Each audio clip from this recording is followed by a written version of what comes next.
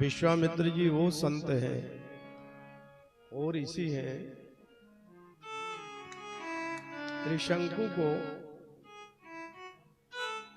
त्रिशंकु जब विश्वामित्र जी वशिष्ठ जी के कारण ही तपस्या करने लगे थे। वशिष्ठ जी के ही कारण तपस्या लगे कि भाई तपस्या में इतना सब कुछ है तो हम भी तपस्या करें। त्रिशंकु ने बस विश्वामित्र जी के 100 बेटे थे, तो विश्वामित्र जी की जो पत्नी थी अपने बेटे को एक बेटे बेच करके और परिवार का उदर पोषण करना चाहती थी कि हम परिवार का एक बेटे को बेच दें और उदर पोषण करें। एक व्यक्ति की कीमत पता है कितनी होती है? यदि व्यक्ति को बेचा जाए तो व्यक्ति की कीमत होती है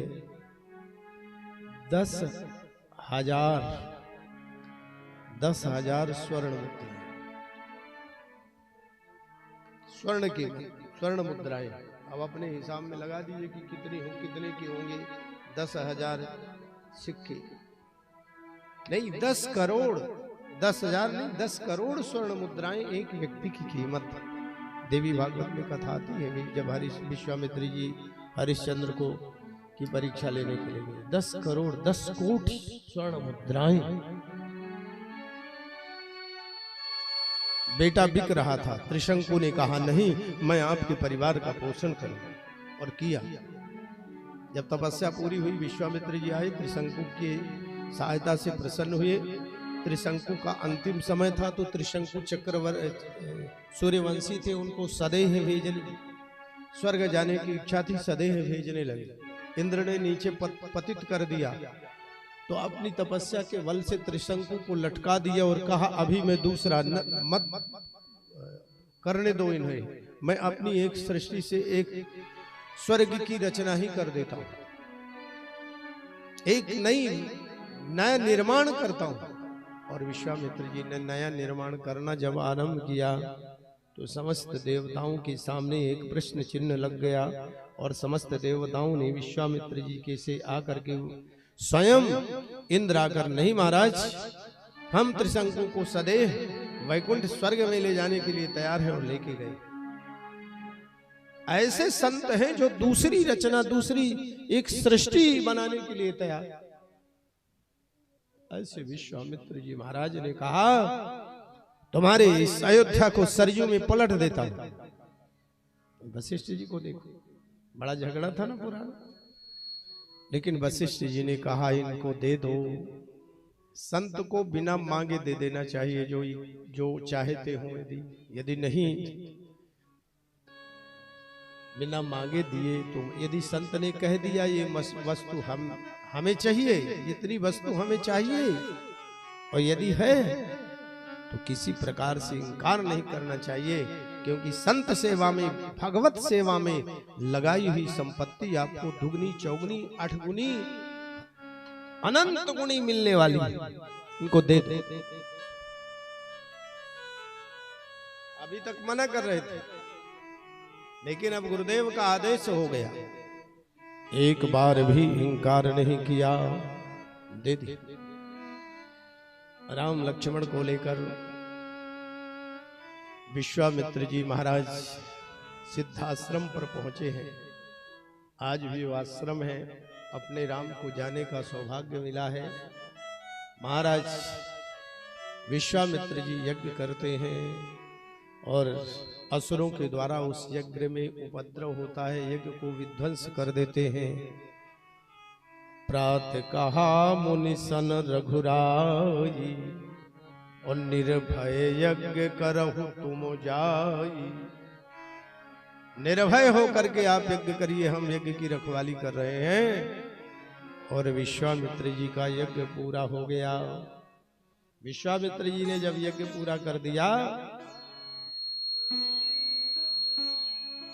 तो राम और लक्ष्मण से कहा एक संत का यज्ञ आपने पूरा किया, एक गृहस्थ संत भी यज्ञ कर रहे हैं। राम जी जहां यज्ञ शब्द सुनते हैं वहां इंकार नहीं कर सकते। यज्ञावतार है ना, यज्ञ से ही राम जी का जन्म हुआ है। भाई चक्रवर्ती जी ने यज्ञ किया, यज्ञ का फल मिला, कौशल्या अम्बा ने प्रसाद पाया और राम जी का अवतार हुआ। इसलिए जहां यज्ञ शब्द जुड़ा होता है राम जी बहुत प्रसन्न होते हैं। विश्वामित्र जी ने ये नहीं कहा, विश्वामित्र जी ने कहा महाराज जनक यज्ञ कर रहे हैं, निमंत्रण आया है, आप साथ में चलोगे बहुत अच्छा लगेगा। साथ में गए, कौशल्या आदि का उद्धार किया। आइए सीधे राम जी को जनकपुर ले चलते हैं। अद्भुत जनकपुर। आज भी जनकपुर प्रवेश करते ही अपने राम जी कुछ दिन पहले हम जनकपुर जब गए, काठमांडू में थे, 2 दिन का टाइम था, जाना था मुक्तिनाथ, तो 2 दिन का समय था। हम कहे जनकपुर दर्शन कर लें। जनकपुर गए तो आज भी जनकपुर है। तीर्थों का जो वातावरण है अद्भुत और विशुद्ध। आज भी वो स्नेह प्रेम प्यार और ऐसी तपस्थली वो सीता जी की।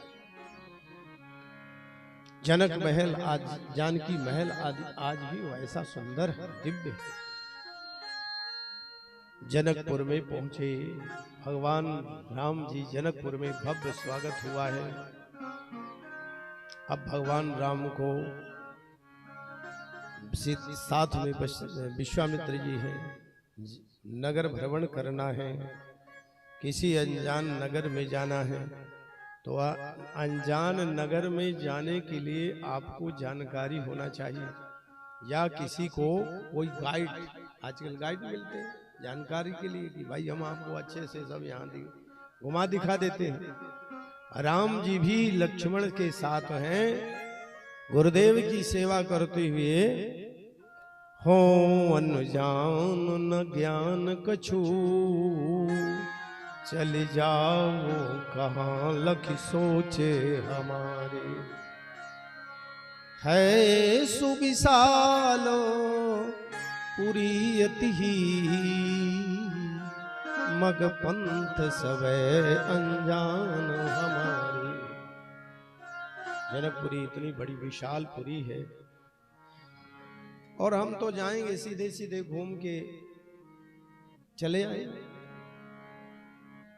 तो कोई हमें यहाँ का हमारे वयस्क कोई मित्र साथी मिल जाए, मिल जाते हमें को बंधु दो,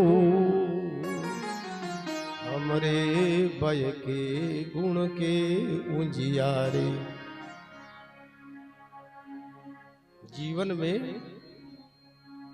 अपना किसी को बना लेना चाहिए और या बन जाना चाहिए। जिसे बना लो या बन जाओ बात एक ही है। उससे कोई भेदभाव नहीं होना चाहिए, उससे कोई छल प्रपंच नहीं होना चाहिए, उससे कोई कपट नहीं होना चाहिए। प्रभु राम के मन में भावना आई है कि मुझे यहाँ कोई जनकपुर में मुझे कोई हमारे वयस्क मित्र मिल जाए तो लख लेते सबे मिथिलेशपुरी, पूजते अभिलाष अनुपम सारे। राम जी के भक्तों में या अन्य किसी भी देवी देवताओं के भक्तों में कोई भावना, यदि आप भगवान के भक्त हैं, बिना भक्ति के झूठे बिना मन के ही राम राम करो तो उसका लाभ मिलता। ध्यान रखना, बिना मन के भी राम राम निकले तो उसका कल्याण होता। भगवान कोई भी नाम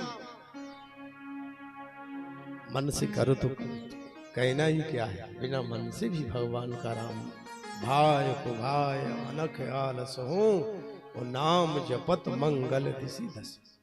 बिना मन के कैसे?